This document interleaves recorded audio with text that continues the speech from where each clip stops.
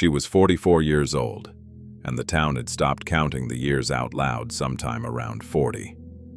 She kept the way station clean, kept the coffee hot, kept her back straight in the doorway on Thursday mornings when the stagecoach did not come and no one expected it to. Some women are spoken of in whispers.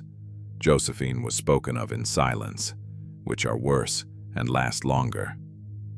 He came down out of the hills on a horse that had seen better pasture, with a rifle across the saddle and a face that gave nothing away.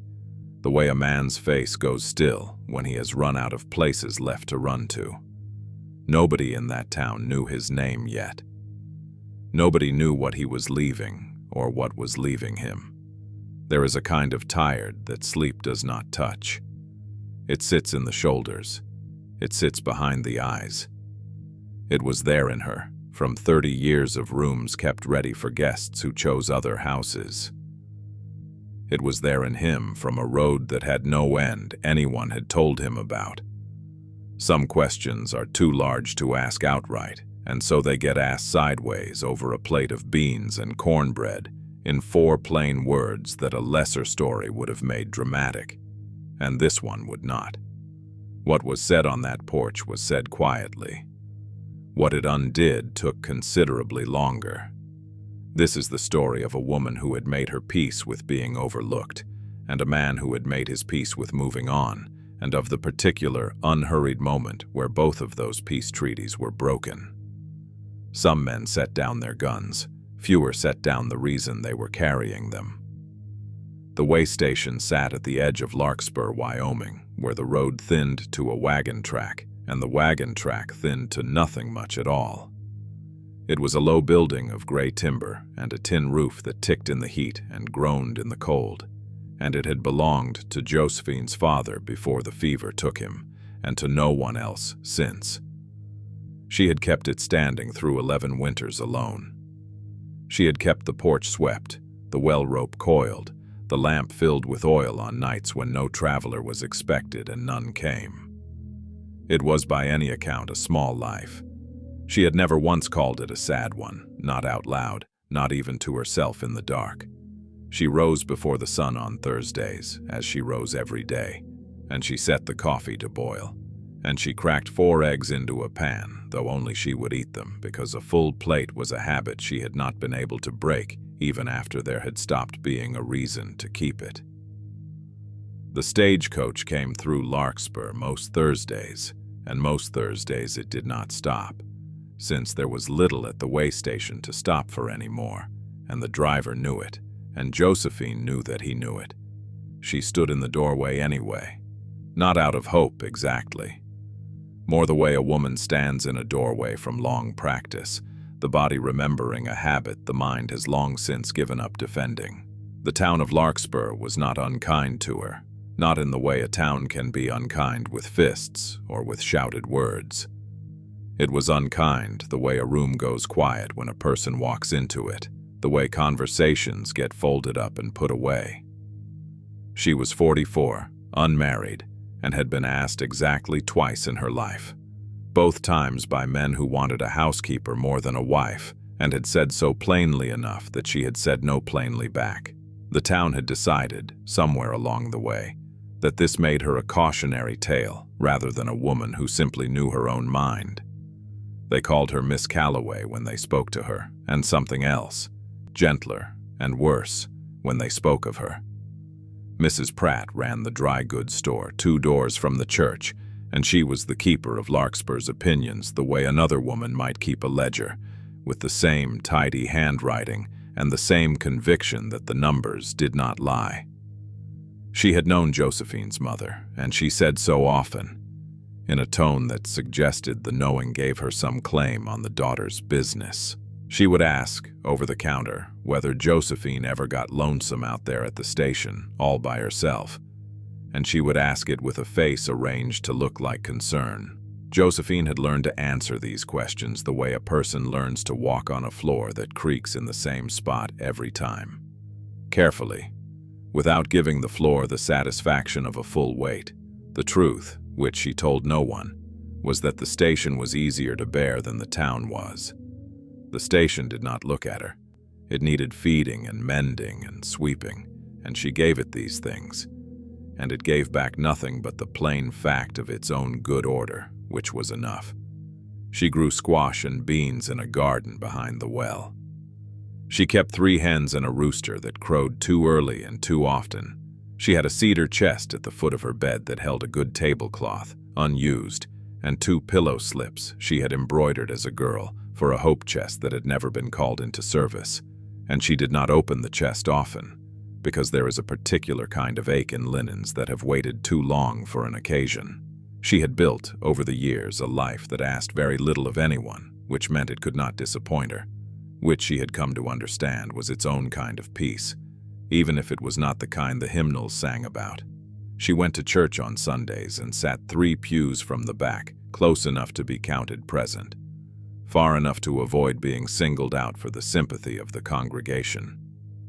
She had made her peace, or told herself she had, with growing old inside these particular walls, tending this particular well, answering to no one but the seasons. Some women are given a great sorrow to carry.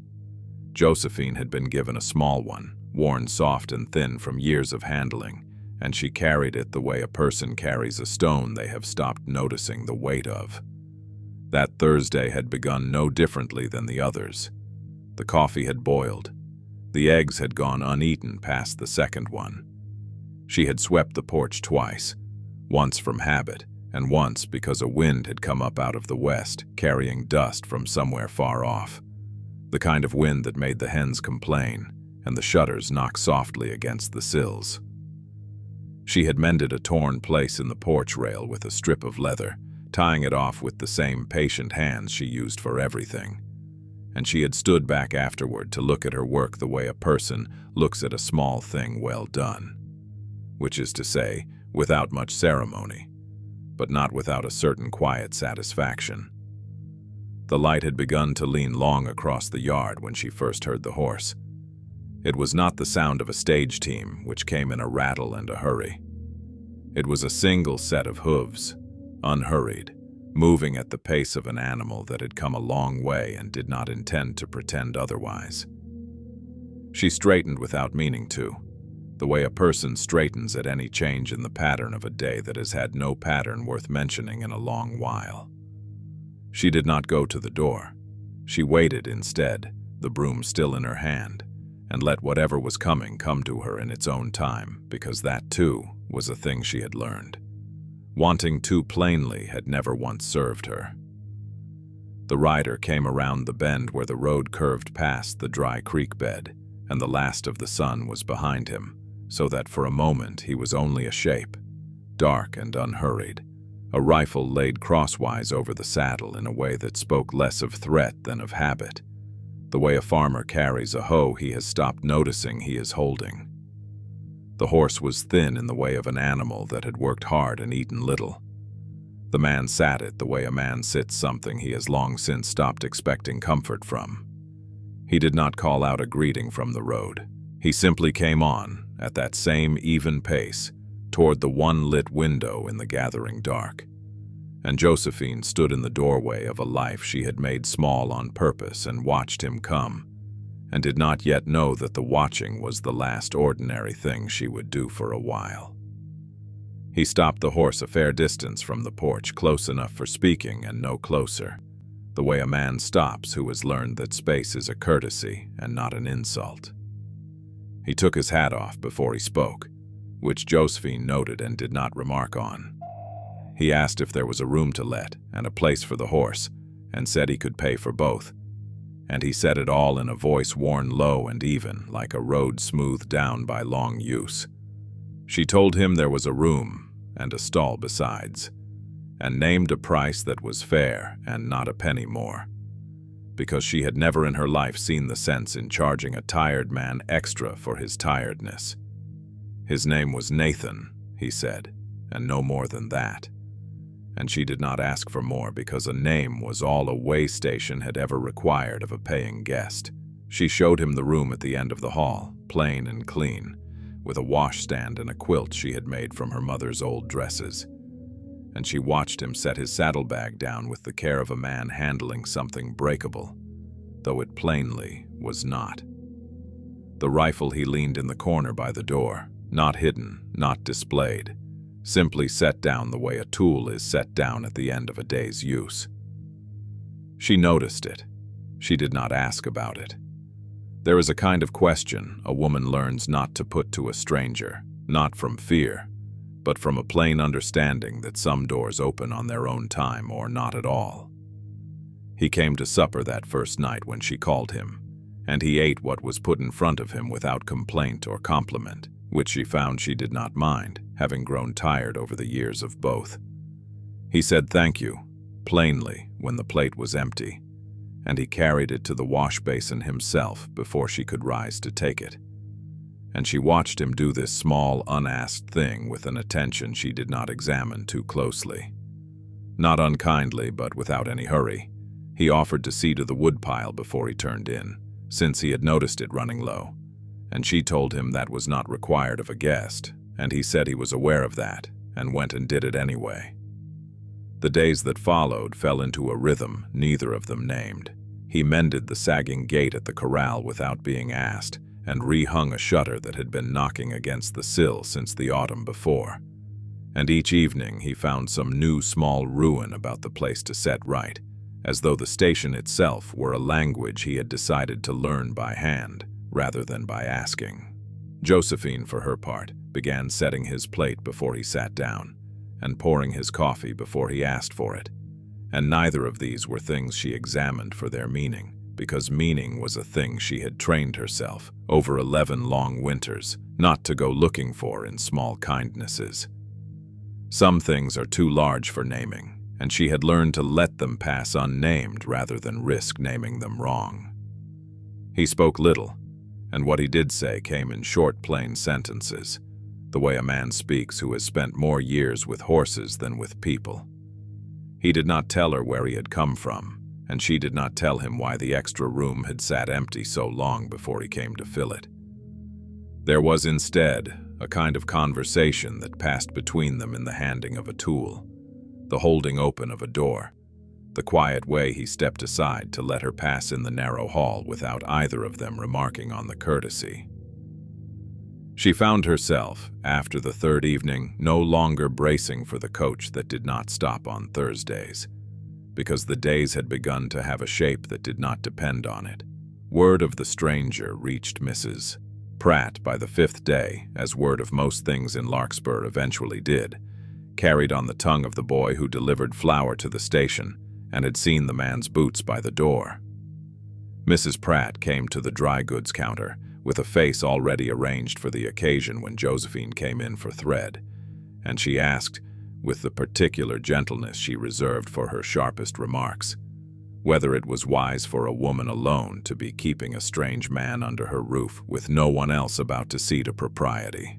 Josephine answered that the way station had always kept strangers, that this was, in fact, the entire purpose of a way station, and that she had not heard Mrs. Pratt raise the same concern in the years when the guests had been drummers and preachers rather than a quiet man with a rifle.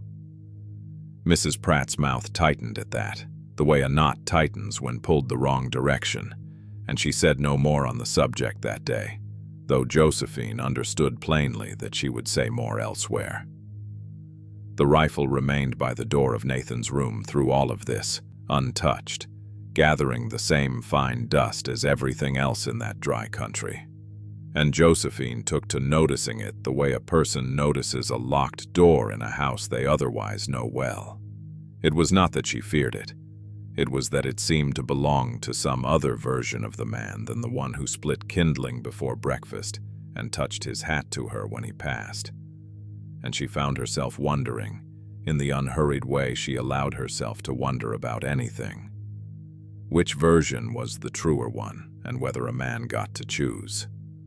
She did not ask him. She only noticed, the way a woman notices weather, that he glanced toward the road more than a man tending horses had any plain reason to. One evening, with the last of the light going copper over the western ridge, she found him standing at the corral fence with his forearms crossed over the top rail. watching the horse move in slow circles in the dust, and something in the stillness of him stopped her before she called him in to supper. He was looking at the animal the way a man looks at something he is trying to place, some old memory worn thin at the edges. And she stood a moment in the doorway and let him have the looking before she spoke his name. He turned at the sound of it, not startled, only returning from somewhere far off.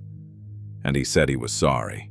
He had lost the time, and she told him supper would keep, which was not entirely true, but felt truer than anything else she might have said.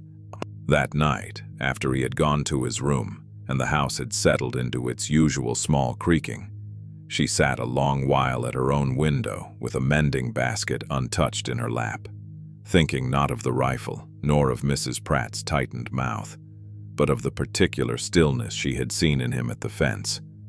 She thought that a man could carry a weariness the way a well carries water, deep down and out of sight, and that a person might live beside such a man a good while and never once see the bottom of it. She thought, too, though she did not let the thought go further than a single turn in her mind, that she had not felt this alert to another person's silence in longer than she cared to count. She banked the fire and went to bed, and did not sleep for some time, listening to the wind work at the shutters he had mended. The stranger came through Larkspur on a Tuesday, riding a horse better fed than the town's own, and asking after no one in particular, which was itself the sort of thing that got noticed in a place with so little else to notice.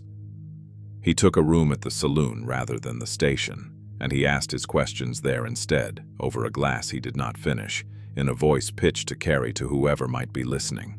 He was looking, he said, for a man of a certain build and a certain quiet, a man who might have come through some months back, a man who might be going by another name than the one that had followed him out of the territory he'd left. Word of this reached the station by supper time, carried by the same flower boy who carried most things.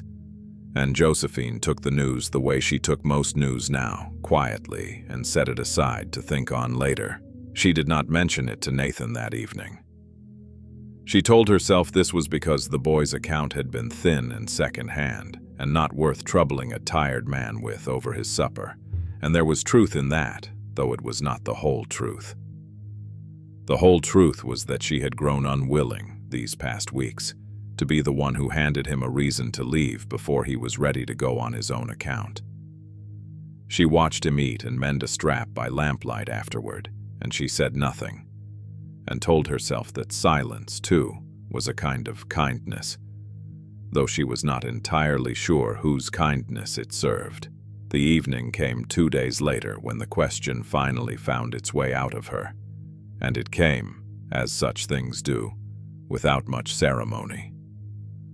They were on the porch after the supper dishes were done, she in the chair her mother had once favored, he leaning against the rail he himself had mended weeks before, and the light was going that soft gray.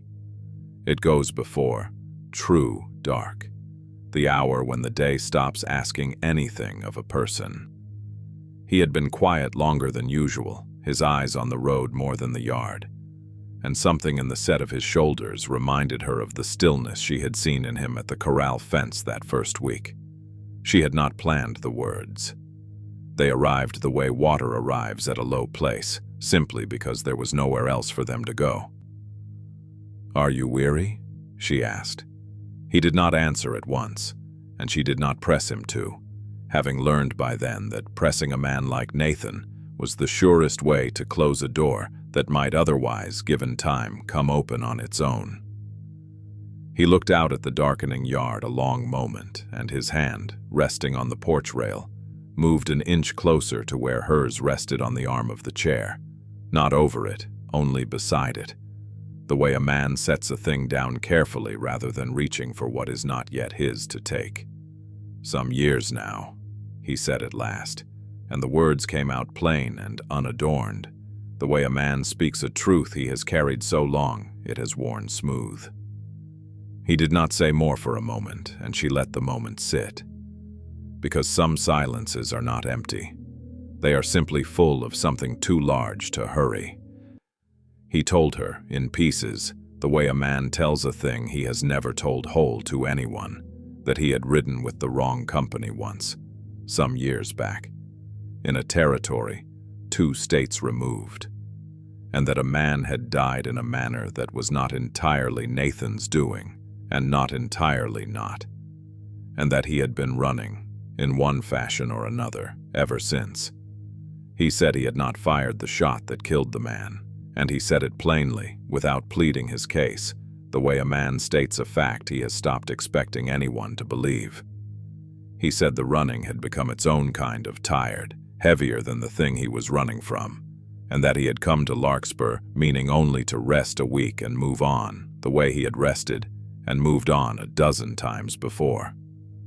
He said he had not expected the week to become what it had become. He did not finish the thought, and she did not ask him to. "Some things are too large for naming," she said, not because it answered anything, but because it was true, and because she had found over the years that true things, said plainly, were sometimes the only comfort a person had to offer. He looked at her then, the way a man looks at something he is trying to place, some old memory worn thin at the edges, except this time she understood. The memory was not behind him but in front, some version of a life he had stopped letting himself picture. His hand did not move to cover hers. It stayed where it was beside it, and something in that restraint said more than a closed hand ever could have. She told him, in her turn, about the 2 men who had asked for her hand and wanted a housekeeper instead of a wife, and about the 11 winters since, and about the cedar chest at the foot of her bed that held linens too fine for the life she had settled into keeping. She did not dress the telling up as tragedy, because she did not feel it as tragedy, only as a plain accounting of years spent, and he listened the way he did most things, without hurry, without interrupting, the way a man listens who has learned that some stories only get told once and deserve the whole of a person's attention. When she finished, neither of them spoke for a while, and the crickets took up the silence the way crickets do, filling a quiet without breaking it. The bounty man's business in town concluded itself within the week, in a manner neither Josephine nor Nathan witnessed directly. He asked his questions at the saloon and at the livery, and once, briefly, at the dry goods counter, where Mrs. Pratt, of all people, told him she knew of no stranger fitting his description, a fact Josephine only learned afterward and turned over a long while without deciding what to make of it. The bounty man rode on toward the county seat, unsatisfied, and Larkspur returned to its ordinary business of watching itself. Nathan heard of his departure the way he heard most things, second-hand and late, and he received the news standing at the corral fence with the same stillness he brought to most things, though Josephine, watching from the porch, thought she saw something in his shoulders come down that had been held up a long while. He did not speak that night of leaving, and he did not speak of staying either, and she did not ask him to declare himself in either direction, because she had learned by then that a man like Nathan answered such questions with his hands, and his days long before he answered them with words. He mended the last of the loose boards on the porch step the next morning, a job that wanted no urgent mending, and he did it slowly, the way a man does a thing he means to be doing again next season. She watched him from the kitchen window, flour on her hands, and said nothing to him about what she noticed, only turned back to her bread with something loosening in her chest that she did not yet have a name for, and did not go looking for one, because some things, she had learned, were better left to arrive in their own good time.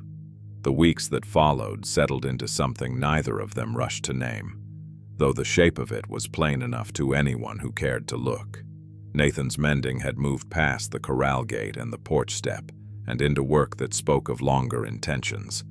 A new run of fence along the east pasture, a second stall built onto the barn for a horse that did not yet exist but might, someday, if the station kept the custom it had begun to keep.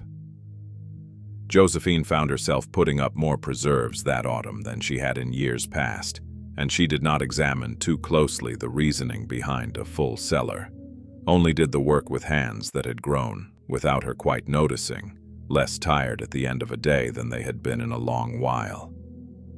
The town noticed, as the town noticed everything, and for a time the noticing came dressed in its old clothes of raised eyebrows and lowered voices. Mrs. Pratt continued to ask her pointed questions at the dry goods counter, though Josephine observed that the questions had grown thinner with each asking, less certain of their own righteousness. The way a fire burns down to coals when no one troubles to feed it. It was Mrs. Pratt herself, oddly enough, who had turned the bounty man away from the station's door weeks before, a fact that sat between the two women now unspoken, neither confirmed nor denied, but present all the same in the slightly softer set of the older woman's mouth when she wrapped Josephine's thread. The true turning of the town came not from any single event, but from the plain accumulation of Sundays, one after another, in which Nathan sat beside Josephine in the third pew from the back, hat in his lap, and rose when the congregation rose, and sang the hymns he plainly did not know in a low voice that did not draw attention to itself. A town can only whisper about a man for so long before the whispering wears thin against the fact of him standing quietly in a pew, week after week, asking for nothing and taking nothing that was not offered. By the 6th Sunday, the whispering had mostly given way to the ordinary business of nods exchanged after service, which was in Larkspur as close to an apology as the town was ever going to get. The frost came early that year, the way it sometimes does in that country, silvering the pasture grass and putting a skin of ice on the water trough by the second week of November. Nathan rose before her one such morning to break the ice and water the horse, and she found him afterward standing at the corral fence again, in the same stillness she had come to recognize, though this time when she called his name he turned to her at once, without that long return from somewhere far off, and the corner of his mouth moved in something that was not quite a smile but was kin to one. She had learned by then to read the small movements of his face the way a person learns to read weather, and what she read in that one was a man who had stopped watching the road. It was on a Thursday, fittingly, though neither of them remarked on the fittingness at the time, that a rider came through Larkspur asking after a man of Nathan's description, the second such rider in as many months, sent this time not by a bounty but by a lawyer from the territory Nathan had left, carrying papers that named the true circumstances of the death Nathan had carried so long on his own shoulders. The man who had died, it turned out, had died by another man's hand entirely, a fact 3 witnesses had at last been persuaded to swear to, and Nathan's name was cleared of the matter as plainly and quietly as such things are ever cleared, with a signature and a seal and no fanfare whatsoever. He read the papers at the kitchen table by lamplight and set them down, and did not say much of anything, and Josephine, watching him, understood that some waits do not announce their leaving with noise, they simply are not there anymore. The way a room feels different once a stone has been carried out of it. That evening he took the rifle down from where it had leaned in the corner of his room since the day he arrived, and he carried it through the house past the kitchen where she stood at the stove, and she watched him without asking, because she had learned that some things a man does are answered better with silence than with questions. He set it above the mantel in the front room, laid it crosswise on 2 pegs he had fashioned for the purpose some days before, without her having seen him do it, and he stepped back and looked at it there a moment, the way a man looks at something he has decided, finally, to be finished with. Not put away in a drawer, not hidden, not disowned, only set down in plain sight. The way a man sets down a burden he no longer needs at hand. He came to her afterward in the kitchen doorway, and he did not make a speech of it, because that was not his way, and never had been, and she would not have wanted it if it were. He said only that he had been thinking he might build that second stall, to actual use come spring, if she had no objection, and that a man could do worse than to put down roots in a place that had never once asked him to be anything other than what his hands showed him to be. She said she had no objection, and something in the plainness of the exchange, the way two people can settle the whole of a life in a handful of unremarkable words, struck her as more binding than any vow she had heard spoken from a pulpit. His hand found hers then, resting on the doorframe, not over it but beside it, and stayed there. The wind came down off the ridge that night the way it always had, working at the shutters he had mended, and the fire in the front room burned low and steady beneath the rifle that would not be needed again, and the horse stood in the corral with its breath showing pale in the cold, patient. The way horses are patient, indifferent to the small human matter of hearts, finally settled.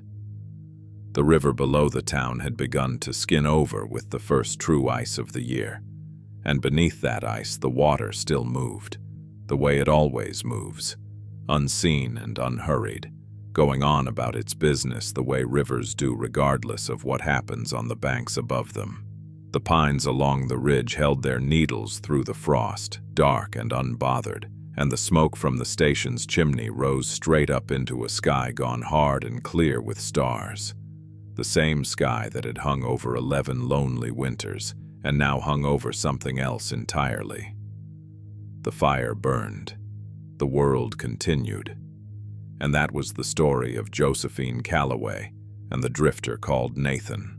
A woman who had made her peace with being overlooked, and a man who had made his peace with moving on, both of them undone, quietly, by 4 plain words asked on a porch at dusk, and both of them made whole by all that followed. Let me know in the comments if you enjoyed this one. Thank you.